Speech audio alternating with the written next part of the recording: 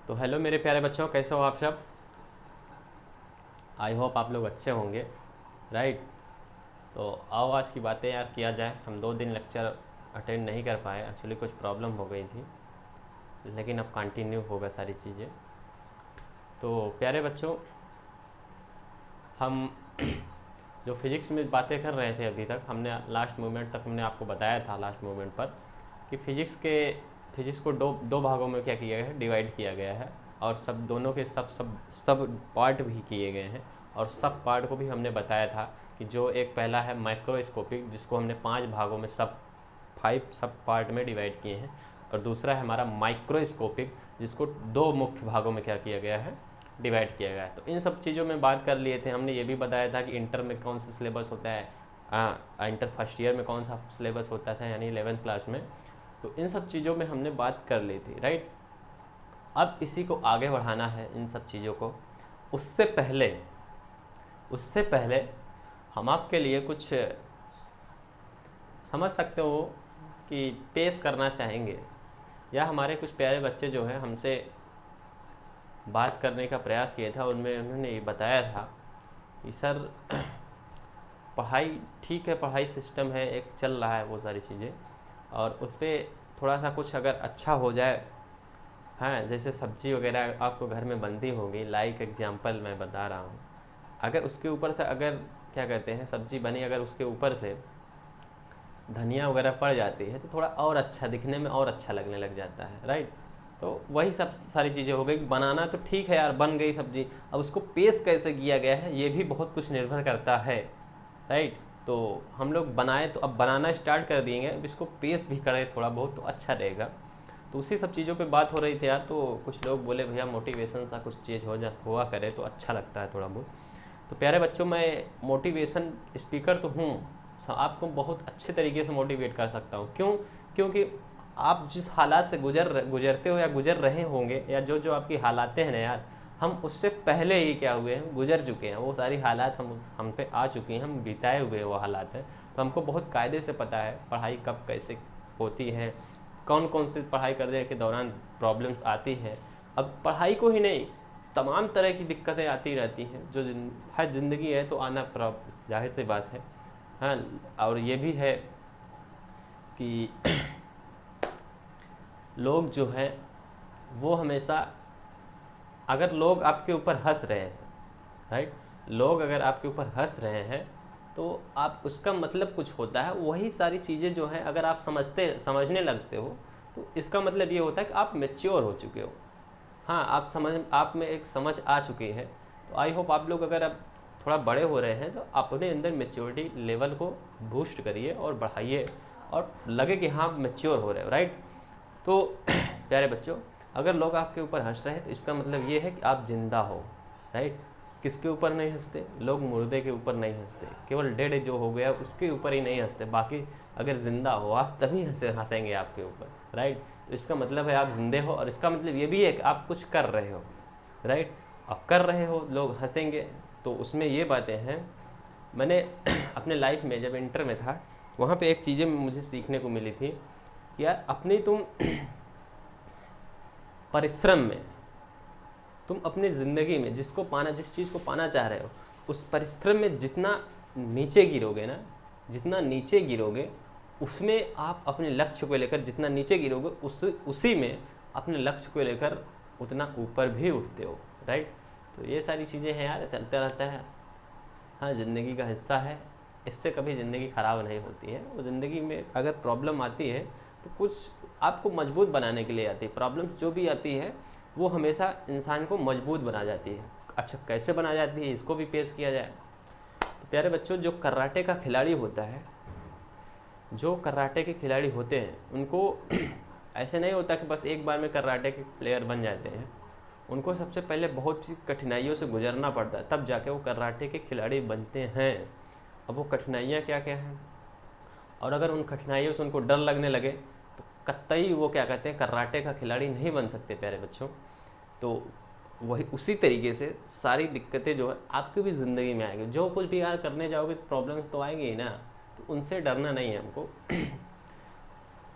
हम उनकी दिक्कतों को थोड़ा बात कर लेते हैं तब, ताकि आपको और अच्छा फील आएगा।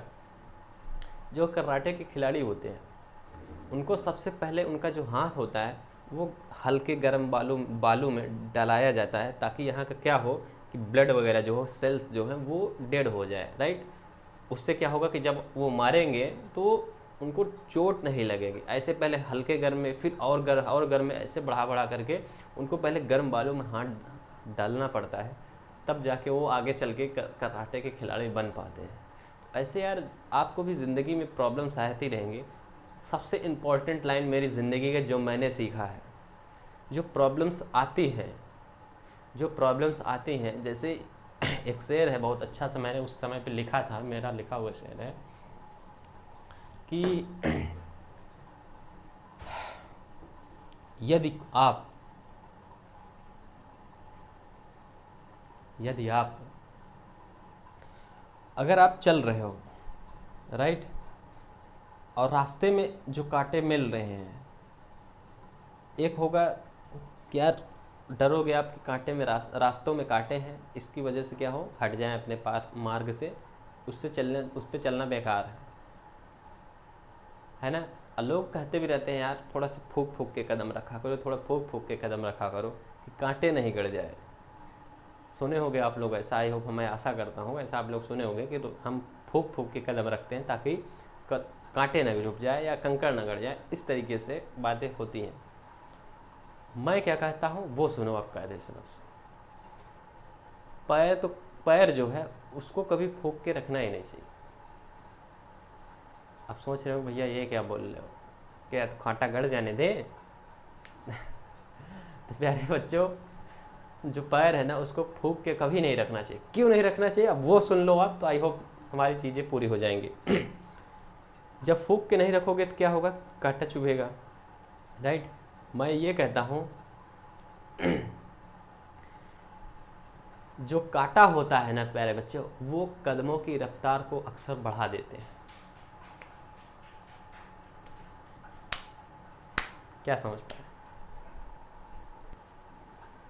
पाए प्यारे बच्चों? तो इस शायरी को हम पूरा करते हैं। शायरी क्या लाइन है कि कांटों पर चलने वाले व्यक्ति को मंजिल अक्सर जल्द मिल जाती है। क्यों? क्योंकि कांटे कदमों की रफ्तार को बढ़ा देते हैं। प्यारे बच्चे, जब आप कांटों पर कदम रखोगे तो ऐसा तो है नहीं वहाँ रुके रहोगे, आपको अच्छा लग रहा है तो आप क्या करोगे, उसको जल्दी जल्दी हटाना चाहोगे। जब जल्दी जल्दी हटाना चाहोगे ना तो भाई आप भागोगे अपने लक्ष्य की ओर। जब भागोगे तो जितना तेज़ भागोगे उतने जल्द मिलेगी लक्ष्य। अभी समझ गए? तो अगर समझ गए हो तो आओ आप आज की जो क्लासेस है उसको स्टार्ट करते हैं। ठीक।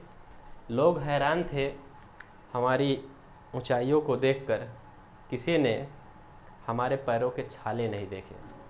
तो प्यारे बच्चों ये सब होता रहेगा। तो और हम लोग क्लास में पढ़ाई करते हैं, अन्यथा यही बातें होती रहेंगी, बातें हैं समय समय पर होती रहेंगी। तो आओ उसमें आगे चला जाए। प्यारे बच्चों, हम लास्ट मोमेंट पर हमने फिजिक्स को क्या कहते हैं ये समझ लिया था कि फिजिक्स क्या है और फिजिक्स में चीज़ें है क्या क्या, राइट। फिजिक्स क्या है, फिजिक्स में क्या क्या है, उसको हमने पढ़ लिया था। अब जो फिजिक्स के अंदर है उसको कैसे सीखा जाए उस पर चर्चाएँ होनी है, राइट। तो उसको आज हम लोग चर्चाएं करते हैं। फिजिक्स के अंदर जो चीज़ें हैं उसको सीखी कैसे जाती है, उसको समझा कैसे जाता है, उसको पढ़ा कैसे जाता है।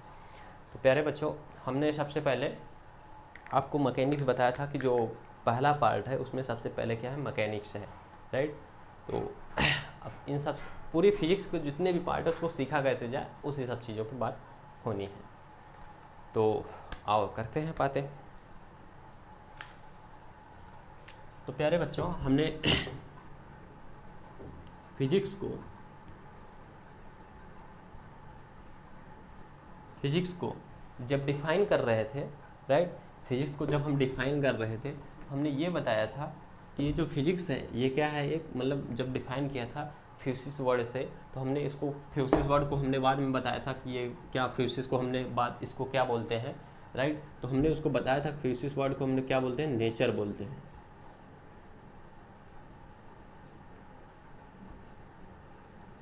क्या बोलते हैं, नेचर बोलते हैं, जिसकी मीनिंग क्या होती है, प्रकृति होती है, जगत होता है, भौतिक होता है, ये सारी चीज़ें होती है, राइट।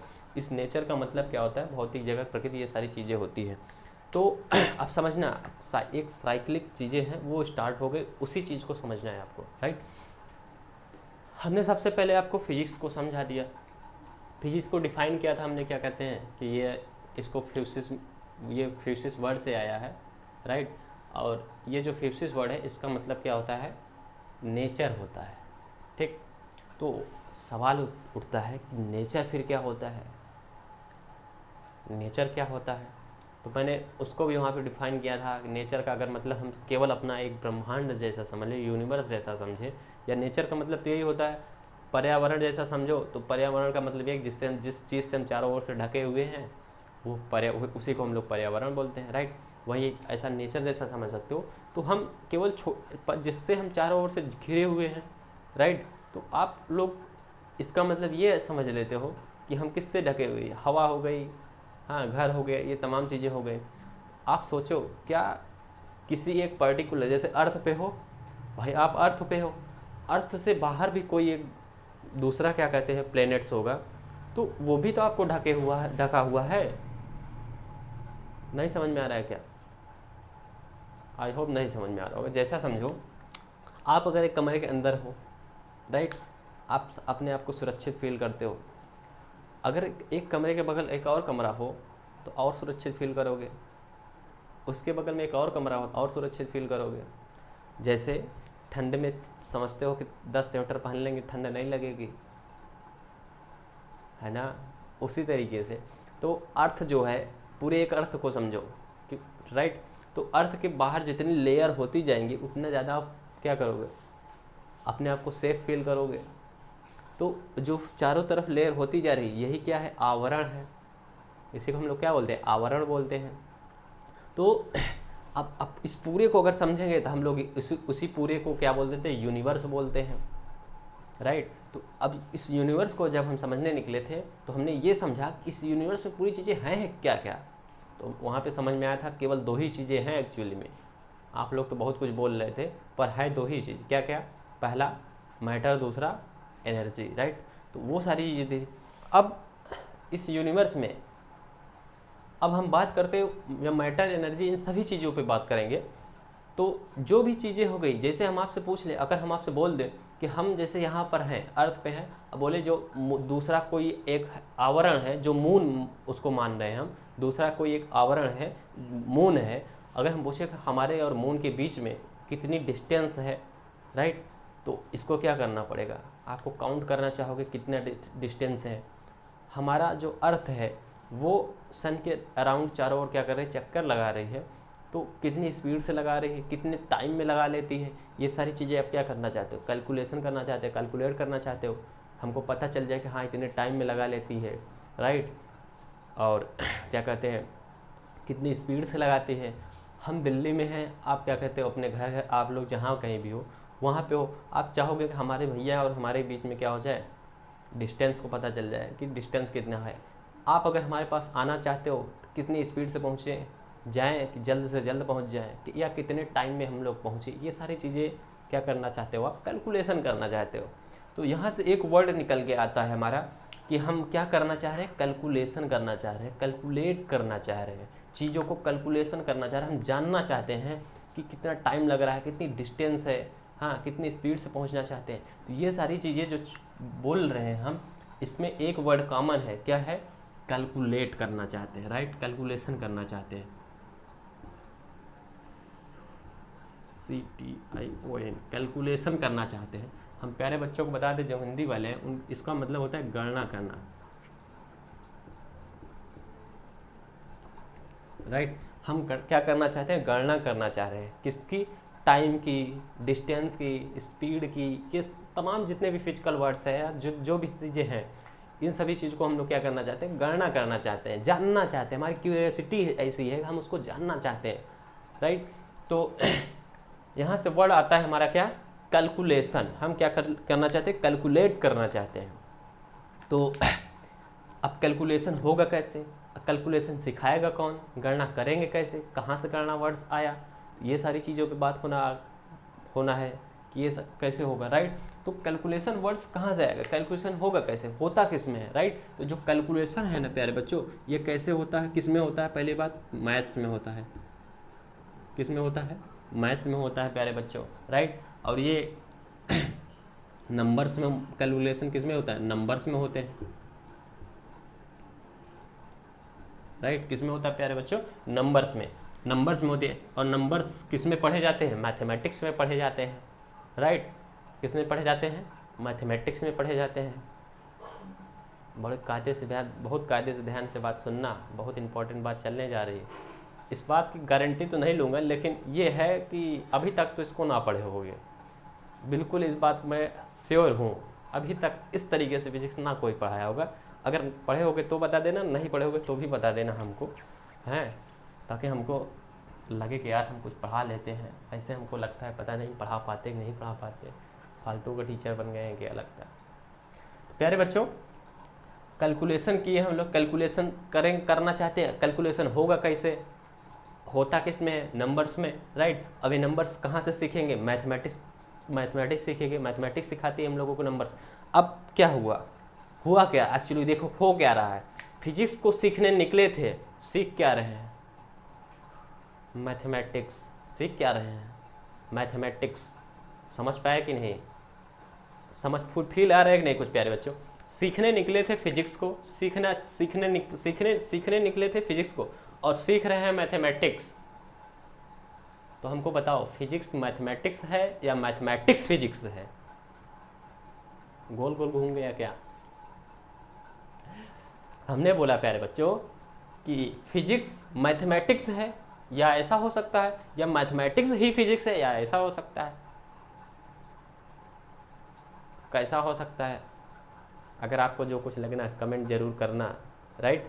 आप लोग ऐसा फील मान के पढ़ा करो जैसे ऑफलाइन में हो, आमने सामने बैठे हो, हम आपसे पूछ रहे हैं और आप हमें जवाब दे रहे हो। तो जब जवाब दोगे तो हमारे पास, अब ऐसे हो नहीं तो कमेंट किया करो प्यारे बच्चों अपना थिंग। इसी थिंग से फिजिक्स साइंस पूरी थिंग पे ही निर्भर करती है, राइट। उस पर किसी दिन चर्चा करेंगे हम। तो हम यहाँ पर हैं, यहाँ पे ध्यान दो, नहीं समय निकल जाएगा। तो फिजिक्स, अब हमको बताओ, समझाओ कि फिजिक्स मैथमेटिक्स है या मैथमेटिक्स फिजिक्स है, ठीक। तो है क्या चीज़ें, वो हम राज खोल देते हैं, आप राज मत खोलना। अब खोलना जो आपको आता है मैसेज में कर देना कमेंट, हम इसकी राज खोलते हैं है क्या, राइट। तो आओ देखा जाए फिर क्या है।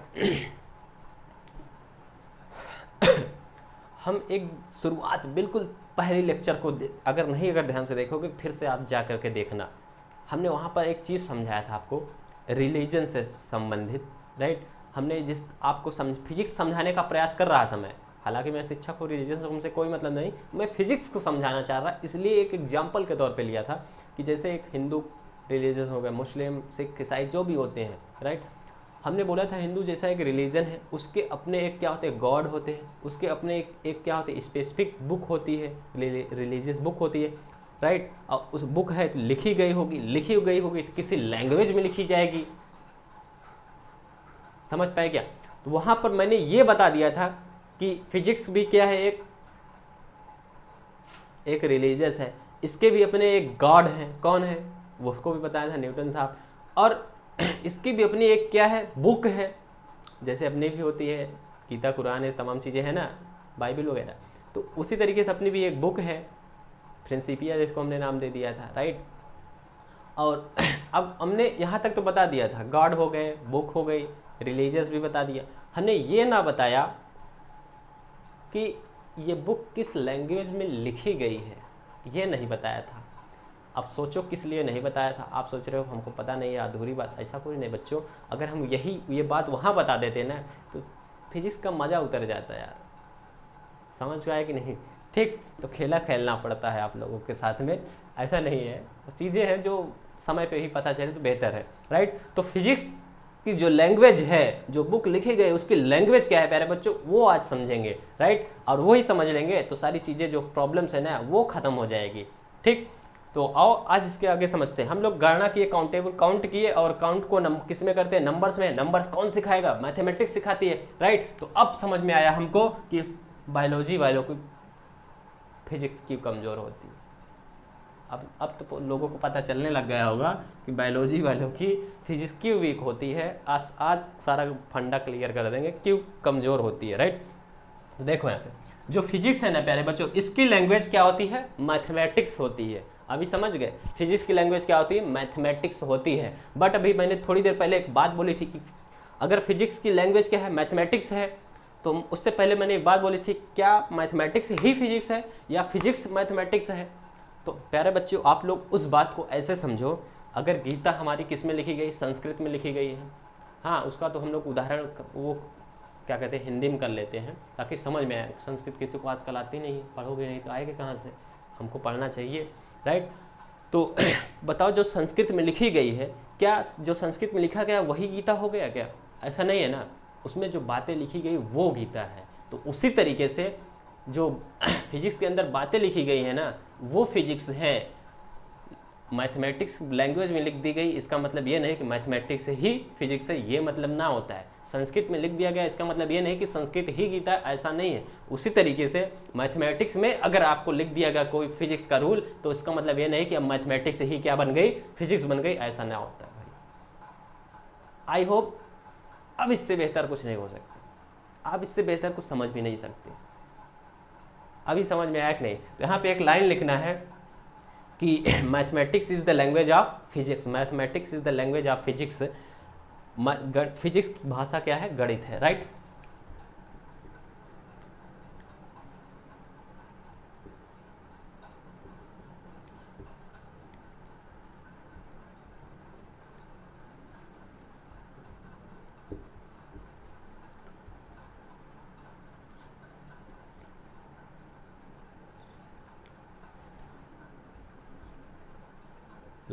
Language of CS, right. Mathematics is the language of physics, या इसको हम लिख सकते हैं